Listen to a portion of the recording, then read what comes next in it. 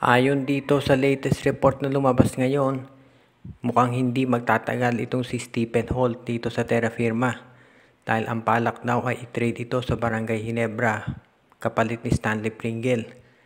So ang mangyayari niyan sa itong Barangay Ginebra, nakuha na ito si Maverick Misi, idadagdag pa ito si Stephen Holt dahil mukhang gusto talagang palakasin ito at magkaroon ng tsansa na manalo ng Grand Slam sa mga darating na season. Siyempre itong season na to walang Grand Slam, dalawang conference lang, pero sa susunod mukhang doon talaga palalakasin ng Ginebra at kaya ibibigay itong si Stephen Holt sa kanila. Yung si Stanley Pringle, alam natin nung kabataan niya napakaraming na-contribute niya sa Global Port at Ginebra, pero ngayon matanda na, injury prone na at hindi na siya katulad nung dati. So ibibigay na siya dito sa Terra Firma Jeep para makuha nila kaagad-agad itong si Stephen Holt. Itong si Stephen Holt ay 31 years old na.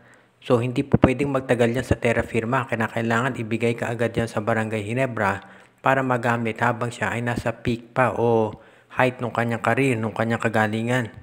Kaya asahan natin na parang yan ay yung kay Brandon Ganuelas Roser na dalawang conference lang naglaro sa Blackwater tapos na-trade agad sa NLEX at ngayon mati-trade ulit sa TNT.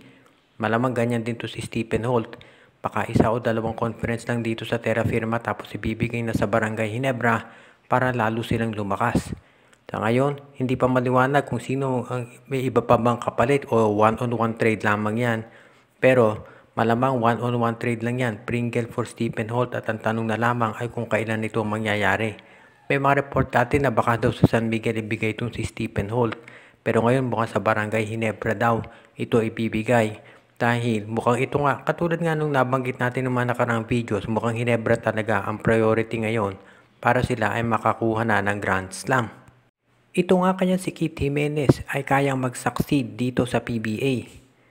Marami kasi ang nagsasabi na kaya ito late na nakuha doon sa draft ay dahil marami ang naniniwala na kumbaga pang YouTube highlights lang daw ang laro nito.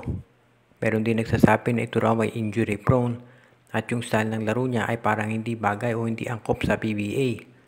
Pero itong si Jimenez ay masaya na nakuha ng SMB at determinado siyang patunayan to sa kanyang mga kritiko na kaya niya dito sa PBA.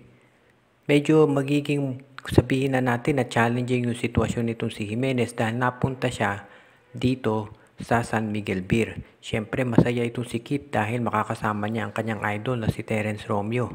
Pero kailangan din natin isipin na loaded yung guard position ng San Miguel. Siyempre nandiyan si Chris Ross, si Simon Enciso, yun nga si Terence Romeo. And of course sa shooting guard si Jericho Cruz at si CJ Perez. So unless i-trade ng San Miguel yung iba nilang guards, ay baka bang number 4 na point guard itong si Keith Jimenez. Kung napunta sa Terra Firma o kaya Northport o Blackwater o Phoenix itong si Keith, baka mas marami siyang playing time na makukuha. Pero depende rin kasi yan doon sa magiging performance nitong si Jimenez. Kung magpapakit ng gila siya sa practice at pati na doon sa actual game, sigurado na bibigyan niya ng playing time ni Coach George Gallant. Nakita naman natin, itong si Allen Bulanadi, binigyan ng playing time nitong si Coach George Gallant dahil nakakapagpakita ng gilas. So kumbaga, itong si Coach George Gallant, marami man siyang hindi sabihin na nating maganda sa pagiging coach niya. Maraming pagkukulang sabi ng mga fans.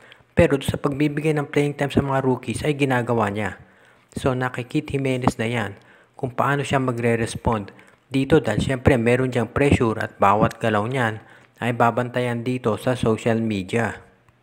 Kung itong si Stephen Holt ay mapupunta sa Barangay Ginebra, malamang daw itong si Xavier Lucero naman ang sa San Miguel Beer.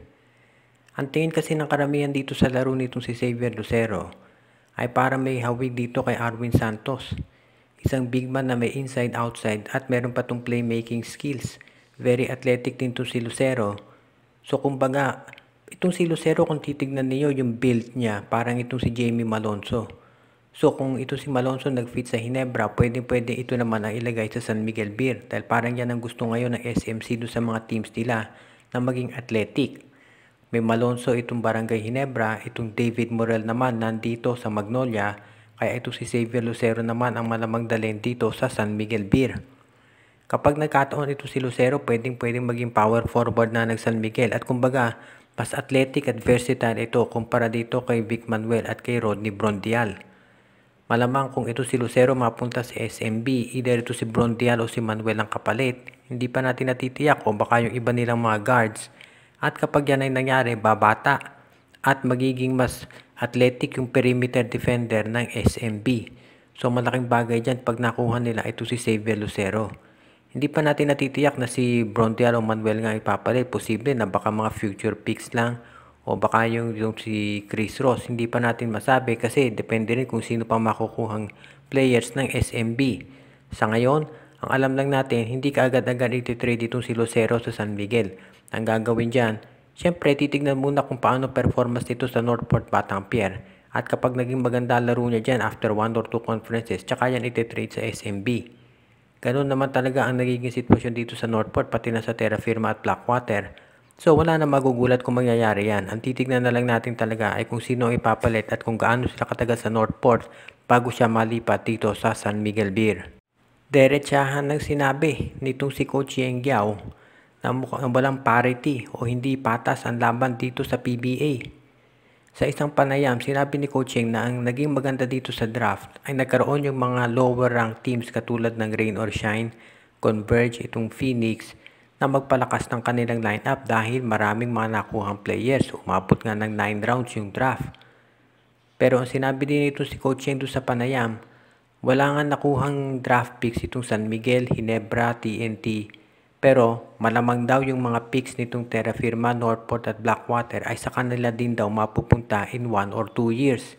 Derechahan tong sinabi ni Coach Yeng sa isang panayam.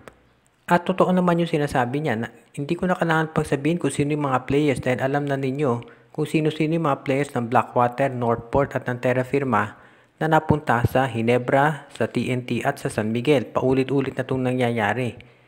Ang medyo nakapagtataka lang bakit parang nagbibingi-bingihan itong PBA dito sa sinasabi ni Coach Yeng Giao na paulit-ulit na. Hindi naman tinatago ni Coach Yeng yung sinasabi niya. Kung inyong matatandaan, sinabi rin niya sa isang post-game interview mismo na itong Terra Firma daw, maganda sana lineup kung hindi laging pinipitasan ng mga player.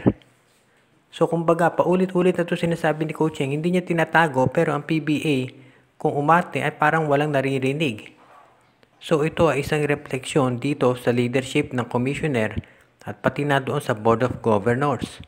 So ang tanong, kung sakali nga, well, actually, alam natin na mangyayari naman talaga na yan sila Christian David, Stephen Holt, ito sila Xavier Lucero, ay eventually mapunta dito sa San Miguel, Ginebra at TNT. Katulad ng sinabi ni Coach Yeng, ano na mangyayari dito? May gagawin kaya ang PBA? Yan ang aabangan natin kung ano magiging reaksyon ni Commissioner Willie Marcial at ng Board of Governors.